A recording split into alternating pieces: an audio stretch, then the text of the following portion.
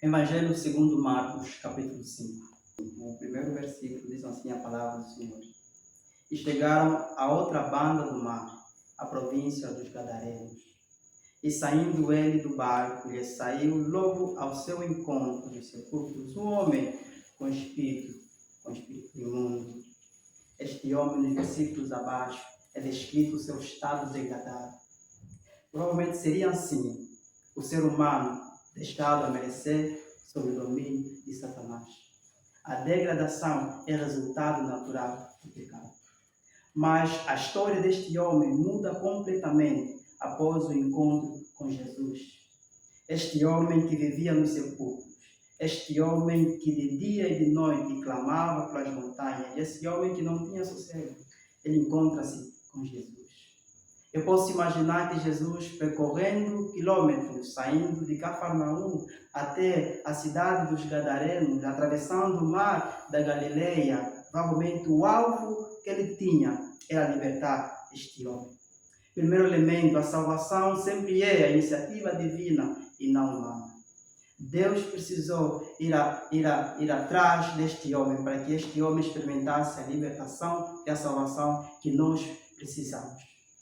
E esse encontro de Jesus com este homem muda completamente a vida deste homem. Mas é um pormenor muito importante aqui, no versículo 6.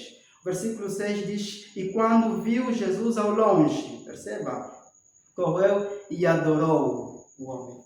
Mas o versículo 3 apresenta uma reação diferente do adorar o que o homem fez. No versículo 7 diz: e clamando com grande voz, disse: que tenho eu contigo, Jesus, Filho do Deus Altíssimo, conjuro-te por Deus, que não me atormentes.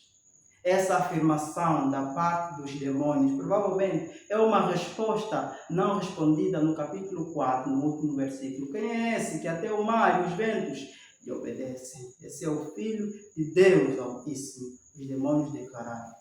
Mas a lição que eu gostaria de extrair nesses dois versículos, entenda que no versículo 6, parece que o homem tinha consciência do seu estado e correu até Jesus, porque ele viu em Jesus o único recurso para que ele pudesse obter a libertação daqueles demônios. E o homem correu. Mas quando o homem corre, se prostra e o estado do homem repentinamente muda, passou agora a ser possuído, dominado por demônios que o possuíam. E já não era mais ele quem falava, agora eram os demônios que falavam. Querido, isso demonstra justamente a nossa luta entre seres humanos. Eu sei que você e eu, muitas vezes, desejamos mudar, vamos atrás, tomamos iniciativa, mas quando nós corremos, tentamos, uma força maior nos domina. É uma luta entre fazer o certo e algo maior. Os nossos desejos nos levam distante de Jesus, ou de fazer o que é certo. O outro pormenor muito importante, Jesus, querendo libertar o homem da legião que o possuía, dos demônios, os demônios declaram algo que é muito importante também. No versículo 10, e rogava-lhe muito que os não enviasse para fora daquela província. Ou seja, os demônios pediram para Jesus, apesar de que sim, eles seriam expulsos do corpo daquele homem, apesar de que sim, eles seriam lançados para os porcos, segundo o pedido dos demônios, mas os demônios pediram que os não lançasse fora daquela província.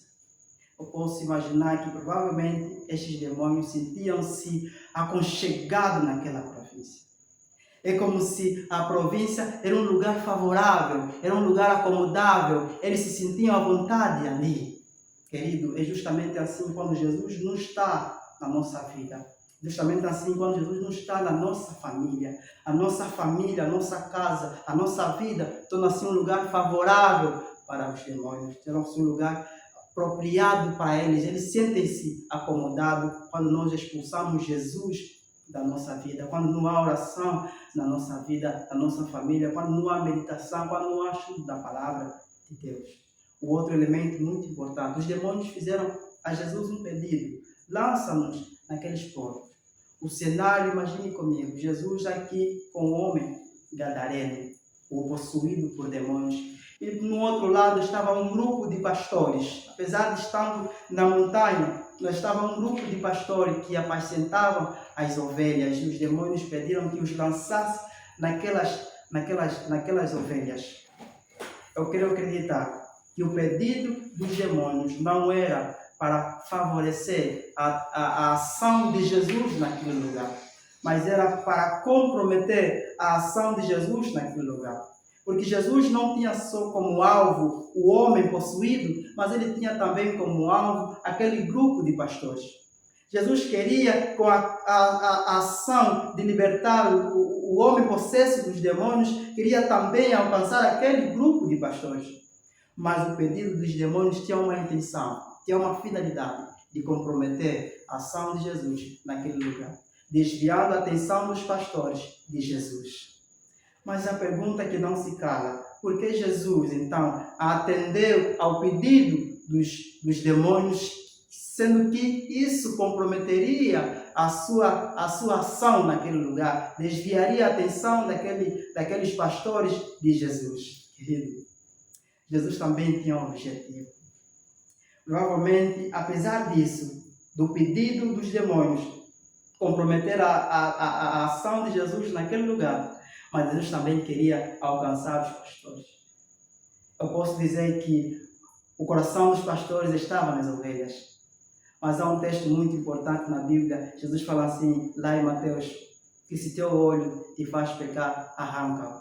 Provavelmente Jesus também queria sacrificar daqueles pastores aquilo onde estava o seu coração. Porque há pessoas que só vieram a Jesus quando algo foi sacrificado em sua vida. Provavelmente nós também somos assim. E muitas vezes somos assim. Você e eu. Só vamos a Jesus quando perdemos saúde. Só vamos a Jesus quando perdemos um braço. Só vamos a Jesus quando há uma calamidade. Deus, às vezes, deve sacrificar alguma coisa em nossa vida para que nós vamos a Jesus. Para encerrar o cenário. Perceba que existem dois estados do homem endemoniado. O primeiro possuído, despido, sem paz, desfigurado. O outro, no versículo 15, diz assim: e foram ter com Jesus, e viram o endemoniado, o que tivera a legião, assentado, vestido e em perfeito juízo, e temeram. Duas imagens do homem. Uma imagem quando estava longe de Jesus, quando não havia tido contato com Jesus. Uma imagem quando estava possuído por demônios. E outra imagem quando ele agora teve um encontro com Jesus.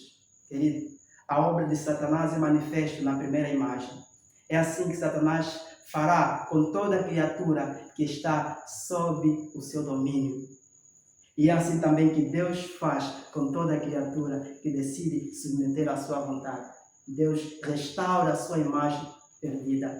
Nós recuperamos o juízo, ganhamos paz, sossego e liberdade que todos nós precisamos.